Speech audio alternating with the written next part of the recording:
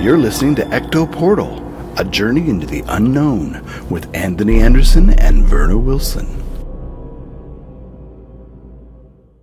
I hope that you are seated comfortably with the light turned down and the curtains drawn.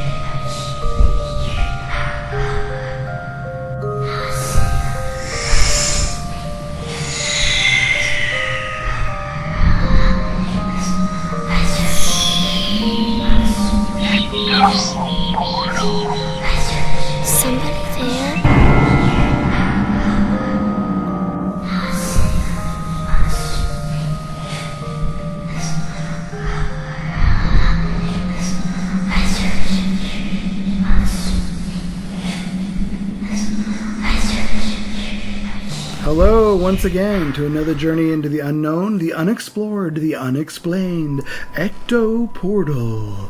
I'm Anthony Anderson, your host, and I'm here with my co-host, Verna Wilson. And today, we're going to do another interesting episode about possession. Yes, we've done episodes of possession in the past. Oh yeah, different around the world. And we've had guests who's witnessed possession and works on them. Yep, and has dealing with possession. So this is an interesting story that happened in WATSEKA in 1877, and then spiritualism was really starting to grow at this point. Right. So this story doesn't surprise me that this would grow out of that in WATSEKA, because that particular part of the country, I'm sure there's a lot of spiritualism, there's a lot of superstition, there's a lot of belief. Again, we were talking superstition in past episodes, where communities just, when they don't understand something, they fill in the gap, usually with fear. I'm sure before that they were put into asylums, and now that spiritism, maybe they were trying to understand it more a little bit. Maybe. I mean, I think that's part of why spiritualism probably was on the rise, I'm guessing, is people wanted a better understanding of death and what happens, if anything happens, after one dies. So by exploring it, trying to understand it, experience seances and whatever happens with it, maybe it makes it less scary for people. I think it did.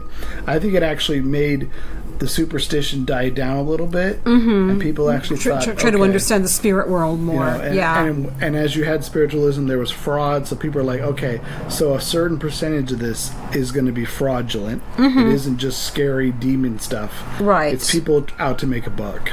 So spiritualism had, I'm sure, a lot of effects on those kind of people in general, and especially in these in small farming communities like this one. Yeah. And I'm sure possession would be. It's almost like witchcraft in Europe. Right. It would just catch fire. It would just blaze like a spreading fire too. So it's an interesting story, and we'll get to that. Anything on your mind recently? No, not necessarily. I mean, it's more about wanting to explore more of now that I've visited Benicia, and I was talking lately about some haunted places. It makes me want to explore more small towns in California.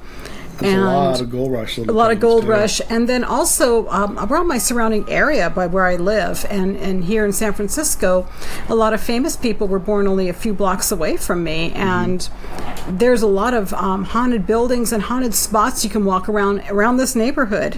And you can sense the spiritual energy around here. And in fact, my sister, who used to live around the corner from me, near her window, she could actually hear a horse, the cloppings like a horse and wheels go past her window. Like a wagon and a horse? Like a wagon and a horse. She heard it.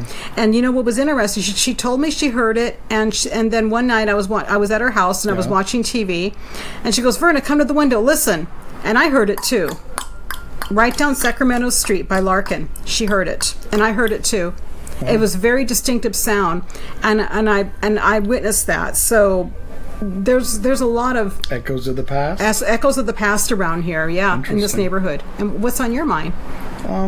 Nothing in particular. I was just thinking about a lot of the stories we're doing. You can tell where there's a percentage based, rooted in fear of the communities that they come from. Yeah. The fear of the unknown, something different about their community that they experience for the first time. They try and decipher it, digest it, and sometimes it goes horribly wrong, and they misdiagnose what it is, and it creates more panic. And again, that would be considered, remember we talked about mass hysteria? Sure. How that used to be a good excuse for a lot of people. It couldn't have happened. It was just mass hysteria. I understand where that description would come from, because with witchcraft possession in a community, sure, that would be considered mass hysteria. Everybody's getting everybody to believe the same thing. Okay, what's your opinion now? Do you think that could still happen in small communities now, in modern times? What? Hysteria or hysteria, or the community treating somebody like an in small, like an outcast, out of the way towns that don't have a lot of connection to the outside, that are very set in their ways. Everybody knows everybody backwards and forwards, kind of clannish. Nothing happens. So when you have someone different or something weird happens, there's probably going to be a few, but I don't think you're going to get the mass hysteria. Not like before. Yeah, there's too much internet, too much of the outer world everywhere. Even in places that are rural, you're still going to have connections of some sort. It's gotten a lot less hysteria, but it's still bound to create an impression and have people a little spooked, you think? Yeah. Okay. Yep. Well, we're talking, folks, because we live in a large city, but I do know that drama tends to build up more in smaller towns. It does. Where everybody knows each other. Because gossip, if there's anything, if people have nothing to do, they're going to make up stories, and they're going to tell those stories and spin them. Every person's going to spin it again and again, and it's going to get worse, and it's going to get more grand and dramatic. And especially if it's never happened before, and they come from people who have never. If a story like that was started by people who've never had a history of anything to do with the spirit or the paranormal. But then there's been a lot of small towns who are used to all that kind of thing too. That's true. Yeah. So this particular case, again, like I said, it's the WATSEKA spiritual possession. It's an interesting first documented case of possession in America. It took place in 1877. In the late 1800s, a few residents of the small farming town of WATSEKA, Illinois, had no idea that they were about to witness one of the era's most famous cases of possession ever. Spiritualism was rampant at this point. Some of the residents of WATSEKA believed that the dead could communicate with the living through mediums and other means. None were prepared for the strange events that happened in 1877 and 1878, when a young girl was possessed, named Lurancy Vennum. What a name! Would be dubbed the WATSEKA Wonder. So Mary Lurancy Vennum was born in 1864 to her parents Thomas and Lorinda. Her family moved to WATSEKA in 1873, and in July of 1877, she was 13 years old, and she began acting really strangely.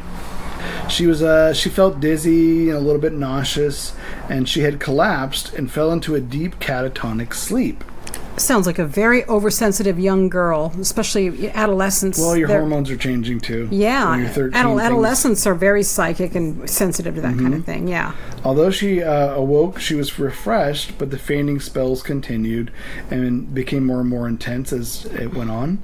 She began to speak while she was sleeping of angels, demons, and the spirits of the dead, including her late brother and sister.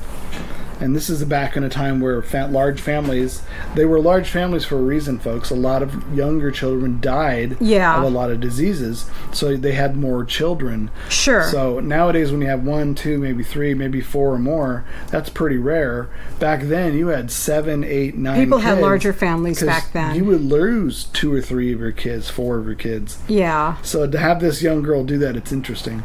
So she would dream, including her late brother and sister. At times, her dreams were dark, and including several of them where she ran from spirits that were chasing her all around her house. Jeez. She was experiencing spells, these weird spells for up to 8 hours a day, and she began speaking in other people's voices. That's interesting. Huh. Describing strange places far away and people in detail. Even waking, the girl had no memory of the experiences she had just described. So all this, she was sleeping. She was describing these faraway people, places, people chasing her in different voices. Wow, speaking of astral travel. Exactly. Whoa.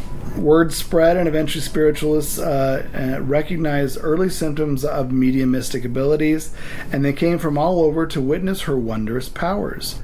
Meanwhile, the Vennums watched helplessly as their daughter's symptoms got worse. She was speaking in foreign languages, and her speech was garbled, and then different aspects of her personality began to change, as if she was being possessed by other beings. Like multiple personality? That syndrome? Thomas and Lorinda called in multiple physicians, none of which could find anything wrong with Lurancy. Eventually, one diagnosed her with mental illness and recommended that she be sent to the state insane asylum in Peoria, Illinois. Well, what else were they going to diagnose her with at the time? They can't. But it's interesting that someone actually recognized mental illness. That's true. Enough to say, hey. To say that, yeah. And so what about the ghosts? Right. So, and back then, people didn't associate mental illness with psychism or anything like that. There was no multiple personality disorders. There was no. They were just possessed. Yeah, they just thought, oh, she's crazy. That's it. Yeah. So over the holiday session of 1877, the Vennums prepared to send their daughter to the asylum. However, in January of 1878, a local spiritualist and town founder, Asia Roth, she intervened, and she explained that the asylum would only make her problems worse, as Roth has learned as much himself from his own daughter's death and confinement. So he had a daughter that was in confinement, that would make and sense. he learned about would know that. Nothing good came of it. So Asia Roth then detailed the suffering of Mary Roth, born in 1846, who was his daughter. And at 6 months old, she'd been suffering from fits, much like those that troubled Lurancy. 6 months old. That's young to be troubled by fits. Those that troubled Lurancy. As she'd grown, they'd increased in severity, with Mary hearing voices that told her to do impossible things, which to me sounds like schizophrenia, I hate to say. It could be, or what if it's mediumship? What if it's mediumship? That's true. Soon the daughter was falling into long trances during which she would awaken as if possessed and speak in another person's voice. At the same time, she seemed to be developing clairvoyant abilities, speaking of far-off lands and future events with an uncanny accuracy, which does actually sound more like mediumship. It does. Yeah. And however, the weight of her own powers soon took its toll. Mary became violent with an obsession with blood that led her to cutting herself with a razor. And at 19, she was found in a pool of blood from self-inflicted arm wounds and taken to the state asylum. There was no mercy, as therapy involved torture like water cure, during which a patient was dunked in icy and scalding water. And soon she passed away on July 5th, 1865, and the Roths became spiritualists, intent on communicating with their daughter. So that's how Lurancy came to their attention, and Asa, he paid a visit to his neighbors to beg them not to send her to the asylum, which, considering how horrible those places were, I can understand that. What makes me think, though, with this guy's daughter, is the fact that she had an obsession with blood and was cutting herself. That sounds like you read a lot of cases of teens up into their 20s, they have this cutting thing where they like to cut themselves. Oh, yeah, I've heard about that. It sounds a lot like that. Right. So it makes me think that maybe she wasn't clairvoyant, maybe she wasn't mediumistic, maybe she just had mental... Like a self-destructive streak in her. Yeah. She just plain had mental deficiencies that they just would never have understood then. They would never have understood how to deal with that. And obviously dunking you in an icy bath of ice water is not going to cure that. That's not going to cure that. But also I hate to say this, but mental deficiencies can bring out mediumship and open abilities as well. Well, I'm sure... Some of it can. Well, I was thinking, if this young girl had mediumship abilities and she didn't understand what the voices were, what they were talking to her... That can lead you to suicide. Can you imagine, like, you might go buggy and insane because how are you going to deal with that? Who's going to understand and believe you? Absolutely. That I don't know how to get rid of this. They're telling me to do things that I know I shouldn't do. But what else can I do? So she's dealing with that. That can drive you crazy. Think about it. She's dealing with this on her own. Poor thing. And then her family's like, well, we better ship her to the asylum, and their methods. And the asylum's not any better. And once you're dumped there, you're like, I've been abandoned. No one's going to help me now. Sounds terrible. Yeah. Yeah. So now as we go into the possession, this is interesting. Once the Venoms agreed to his help, the elder Roth called in Dr. E. Winchester Stevens. Both Roth and Winchester became utterly convinced that Lurancy was a medium possessed by the spirits of the dead. Now, her parents begrudgingly allowed the girl to be mesmerized, and she began speaking as two spirits, an older woman named Katrina Hogan and recent WATSEKA suicide Willie Canning. After an hour, though, the girl tossed her arms up and collapsed, allowing in a gentler spirit, Mary Roth. So the daughter of Asa came through her. So she came through, okay. Mary then explained to the Venoms, Asa Roth, and Dr. Stevens that Lurancy was very ill and required some time away with the angels in heaven. There she could be cured while Mary spent time with her family. To the Roths' obvious joy, Lurancy's trance continued and their daughter was returned to them. Although the Venoms had little to no interaction with the Roths, Lurancy seemed to know everything that Mary had. She immediately treated them as her beloved family, calling out as Mrs. Roth and Mary's sister Minerva approached the Venoms' house, "Here comes Ma and Nervy." Ma and Nervy. So she already knew the nickname. Thomas and Lorinda, meanwhile, kept their distance. When Mary eventually asked whether she might spend around 3 months with the Roth family, they hesitantly agreed, which I could see why they would be hesitant. Right. From February 10th to May 21st of 1878, the Venoms would regularly visit, though their daughter barely knew them, and watch and wonder as her health improved. So the message from beyond actually was helping, and it was helping for her daughter's illness to improve. That's interesting. I could see where their parents would be like, whoa, clearly it's helping her, but this is weird. Yeah, I can see where they were freaked out by that as a cure. Sure. So for the Roths, Mary's return was actually considered a miracle. The girl demonstrated an uncanny knowledge of Mary's life and afterlife. And on the way to the Roths' home, she asked why did they not stop at the family's original home, which they left after Mary's death. Upon entering the new house, she pointed out and played her favorite songs on her old piano. Mary recognized friends and neighbors from her previous life, and she spoke about the previous occasions when the Roths summoned her through mediums as well as her own burial. And the returned Roth girl even spoke of the wounds that she cut on her arm, touching the same place as on Lurancy's limb, and noting that this is not the arm, that one is in the ground. That's interesting. That's very interesting. So it's like she was returning for a while the other girl was... Mm-hmm. Wow. Okay. You don't even hear that kind of therapy today. No. Wow. But that's like split personality disorder, though. It is. Where you really have fully functional people that take over for a while, and then the other one has no acknowledgement. Right. So, and that's also considered what's called a walk-in, which means the one soul leaves, the other soul takes over the body. Yep. So during that time, the Roth's parlor was host to constant visitors as spiritualists came from all around to hear Mary's accounts of the afterlife. In seances, she channeled deceased family and friends, and once insisted upon the name of an unknown child from the family of Reverend Rhea. That questioning the family the questioning the family would reveal to be true. So on another occasion, Mary left Lurancy to inhabit a visiting man, laugh, and then return to her host. So she habited this man's... Let somebody else come in. Wow, okay. And throughout Lurancy's physical condition continued to improve under the care of Dr. Stevens, despite rumors spread by other doctors and even the Vennum's pastor. When May finally came around, Mary became despondent and spoke privately with Mrs. Roth about having to leave soon. In the following days, she spent time with each family member, holding them as she wept with grief. However, one day, Lurancy briefly broke free and allowed Mary to return for another 2 weeks, at which the doubly reincarnated Roth girl announced the need to sing her favorite tune, "We Are Comin', Sister Mary." Wow. On May 21st, Mary left, and Lurancy returned both to life and to the Vennum family home. Now, with her health restored, she soon wed an eligible young man, George Binning, and moved to another town to live out her new life, thanks to the intervention of Mary Roth.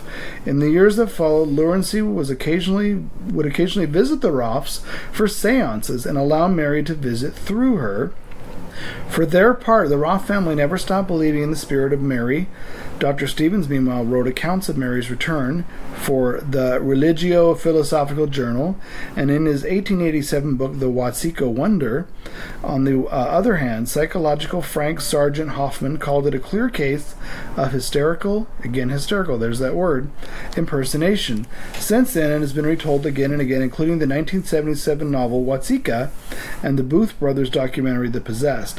Wherever you believe, the WATSEKA Wonder is America's first documented case of spiritual possession, and a true tale of a young woman's transformation from a troubled teen to a healthy adult. And those transformations rarely happen when you're that gone. I mean, when you're that open. So I think it's great that she was able to live a normal life and marry and have a kid. But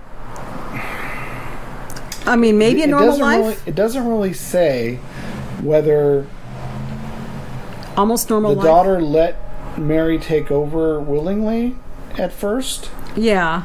Or did it just sort of happen because she was weaker? And then as Mary got as her body got healthier, she's like, okay, you got to go back now. I got to have my body back. Right, because she claims that she was on the other side getting help that she needed for her soul. While Mary was visiting for a while and taking over her body and living. Which you don't hear about that kind of thing anymore. Not like that. Not like that. No. I mean, it's interesting because she knew everybody. She knew her friends. She knew everything about them. And all these details. Played her favorite songs on the piano when she didn't have all that. Yeah. So it makes you really... I mean, I don't... They also mention it could be reincarnationist, but to me, reincarnation is... That's different. To me, that's a different thing. Yeah. Reincarnation isn't a temporary state. Right, and that's for life. Reincarnated as, yes, a life of someone else. Yeah. In this case... But maybe not. Let's look at it a different way. Let's say reincarnation, when people have, like, oh, I have this dream, I know I had this feeling.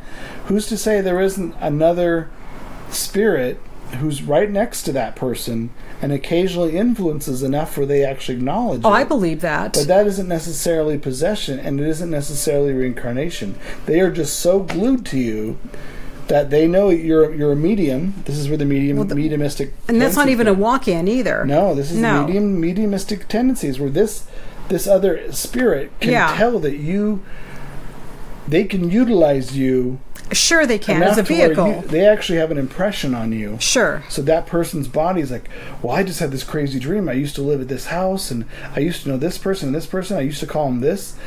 Well, who's to say that isn't a medium picking up on this spirit? Absolutely. And they stick into that person like glue. I could see where someone could say they're a reincarnation of this person that lived on such and such, when in fact that man or that woman is right next to him all the time, and has an influence. Sure, and people didn't think about that back then. So I now, as far as speaking in different languages and different voices as different people, to me that's a little different than just having influences from a spirit and a mediumistic ability. That's, I guess, I don't know. I hate to use the word possession because I don't think possession really exists. I think mobilization, partial control, or sharing of the body. When people think possession, they always think of demonic possession. Yeah, that's why I don't like to use the word, because people go to the wrong place every time. Yeah. But maybe control, maybe partially sharing the body. Right. Even though that other person is still there and obviously aware. And they can possess, but it's not necessarily a negative possession. Yeah, exactly. Yeah, right. Exactly. And I think there probably are. I'm sure that would explain possession for really nasty ones. Oh, sure. They have a spirit who's able to prey off this weaker person and who is a medium, and as they get weaker and their body gets weaker, it's the only time they can, really. It is. So they're feeding off them, but in fact what they're doing is they're also killing the body that they're feeding on, so eventually that body will be gone and they'll be back to square one again. Of course, because they get weaker, just like we've actually done a couple shows on possession where somebody actually deteriorated after the fact. And I think that's what happens. I think these people are mediums, and these spirits, these entities, they just have no defenses. They prey on them. Yeah, they don't have any defenses. Once they realize they can hear me, I can talk to them, they can talk to me. Let me see if I can make them do something. Let me see if I can make them go here. I used to live here. Let me see if I can make them go over there. And then maybe tell them something that happened when they were young. Sure. It's just interesting. This whole case is... Although the Asa's little girl with the cutting herself, she could have been a medium and she just couldn't deal with it. Because there was no help or no talked about that kind of thing back then. Spiritualism was new. Exactly. So they could have. That's kind of why they threw her in the asylum. Sure. Because they didn't know how to deal with this girl's cutting herself. They knew she had mental issues. Yeah. But it's funny whenever someone's diagnosed being schizophrenic, multiple personality disorder. Yeah. They never think about, well, what caused them to have these issues? Oh, I know. They just, they develop, the person has always had them, they're latent, they come out. But what if something else is causing them? Mediumistic abilities. Well, I think there's been more research about it lately, and I think they've discovered, and tell me if I'm wrong, folks, because I'm not a mental health expert, okay? But they've talked about a certain chemistry in your brain that other people don't have that can cause all of that, because it causes your brain to operate and open differently, like a chemical imbalance in your brain. But but then if I'm wrong, this diagnosis, I heard about this from some time ago, so there could have been some more research since then. Yeah. And if I'm wrong, and somebody here has actually experienced schizophrenia or any other multiple personality, and I'm wrong, and you know more than I do, I'm open to admitting it and hearing more about it. But let's say you're a normal person, you have no interest in the paranormal, you don't read about anything. Yeah. Suddenly, you are mediumistic, you do hear someone else talk to you. They stick to you like glue. They talk to you about in your head. I'm talking telepathically. I'm not talking about verbally. No, I know. You can understand them. They can hear you. You can talk to them with your mind. They can talk to you. And let's say that it was a bad entity. And it followed you everywhere, and it made you feel miserable. It tried to make you feel awful. Actually, I've known people like that. And make you do things that you wouldn't normally do. And you just to test you. I've known people like that. But no matter who you tell, they're going to tell you, oh, you must be having psychological delusions. Yeah. Let's send you to the doctor. Let's drug you up. Let's do tests on you. But all the time, the voice is still there. Well, what do you do? Well, I've known people like that, but the difference with these people is that they used to have alcohol and drug problems, so they were very open still. Yeah. And I think that as soon as they started getting healthier, and they started actually meditating and getting healthier, and learning about their and actually going to therapy and learning more about their past and getting rid of it, their defenses started going up more. Yeah. And they weren't so weak and vulnerable to all of this. But that's just what I learned from those people. But you got to wonder if some of these people that others claim are possessed, right? They're really weak and they don't know how to handle it, and their body deteriorates. And maybe eventually the spirit lets go, and they still live to tell about it. That could be what people call possession, but it's really like hijacking is really more a word for it. Well, and they didn't have alcohol problems like these people I knew. And it's interesting that alcohol is called spirits. Yeah, isn't that interesting? It is interesting because it takes over and inebriates. It takes over, and these people and that's the difference. Is that I knew people who were former alcoholics, and they were very open, and they said they would hear voices, and they would have these voices influence their thoughts, and that's interesting. But for somebody who never has and who just lived a normal life, that's even harder because you don't know where it's coming from. No. And of course, back then there was no research, there was no studying. Even today, we've gotten a long way where we've studied where mental illness originates from. And we don't even have all the answers today. We certainly have more than we did maybe 10 years ago. But I find it fascinating. I think when people say, oh, they're possessed, it's a demonic entity, to me that's very religious, that's very shallow labels. Yeah. You're saying any time somebody has some problems with this kind of stuff, it's demonic.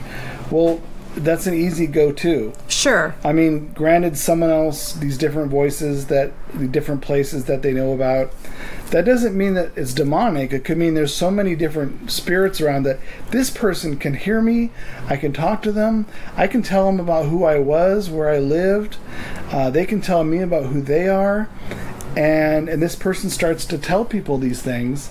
They think, oh my God, they're saying, oh yeah, this guy's name is Clarence. The fact that they come through in their voices, to me, that's even more mediumistic than just, I'm a psychic and I can tell you about this person who's standing next to me. I think so too. Yeah. So it's they're getting their information with no filters, and no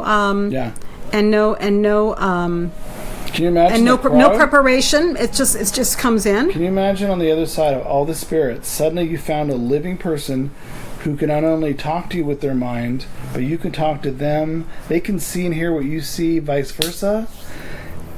Well, you know how many spirits would just clump around you? Of course, but I noticed this is what I have noticed though. Yeah. Is that when a spirit clings to you, and they influence you, it's usually because there's a weak link there. And the reason I say that is because I've came back from visiting people in hospitals and places where there's a lot of energy, and I felt drained as heck. Not anymore, but I used to feel as drained as heck. It's empathic. It's very and empathic. and I would smudge myself, and I would smudge myself and clear the air, and all of a sudden I felt better again. And this also happened when I visited a cemetery once in Colma.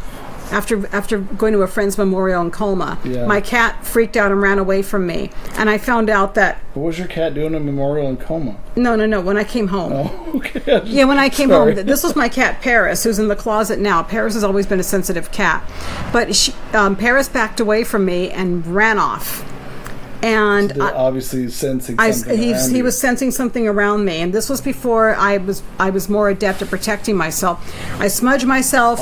All of a sudden, I was fine, and Paris didn't act funny around me anymore. Isn't that weird? But there has to be some kind of weak link. Maybe not so weak where you're that vulnerable, but there has to be some kind of weak link where they're hanging on, and there's something within you that's not.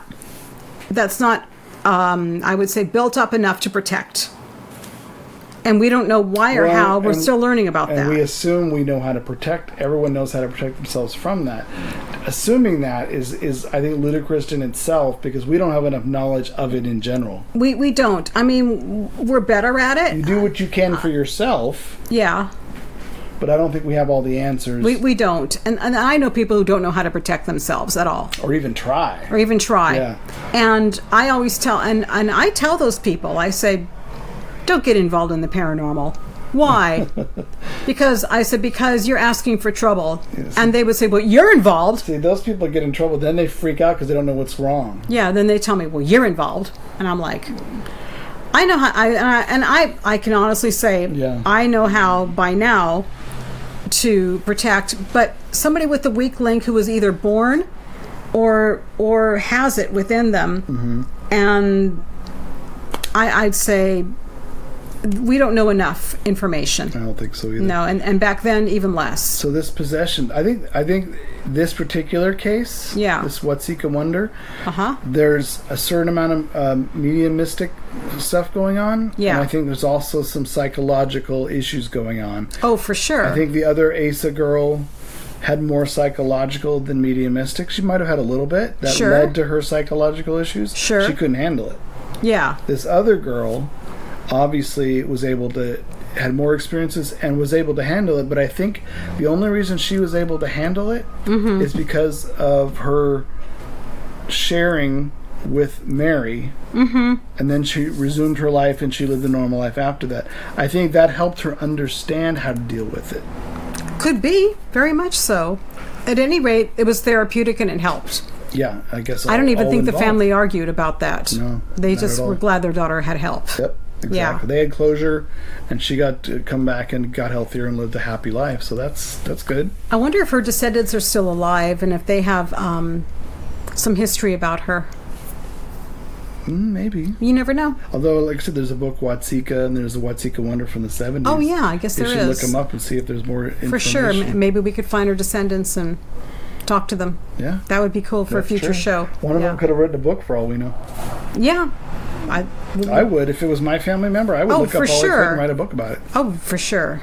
Unless they want to just forget about it. Well, sometimes people do that. That was quite a while ago now. Yeah. 1870s. Right. They would be long ago. No one's going to have that much connection anymore. You're right. It's your distant family member. Yeah, that's true. Nobody's spooked out by the family history anymore. Yeah, but it'd be interesting. I would still look it up family-wise, because you might know most stories that you haven't seen anywhere else that the family knows. That would be interesting. That would be, with the family papers and photos and stuff. Yep. Yeah. So. Yep. That's an interesting case, though. Yeah, it is. WATSEKA Wonder. It is. And I bet you anything, there's been a lot of cases like it, but we don't know about them. This is, like they say, this was the first documented case. Exactly. That's why whenever we find weird cases like this, we're going to do shows on them. Just because it puts it all in one place. We talk about it for a bit. Right. And a lot of people don't know about all of this, so it's good that we're bringing them out into the open. Yep. Exactly. Yeah. All right, folks, that's another episode of Ecto Portal, and I guess until we see you next time. Next time, folks. Bye.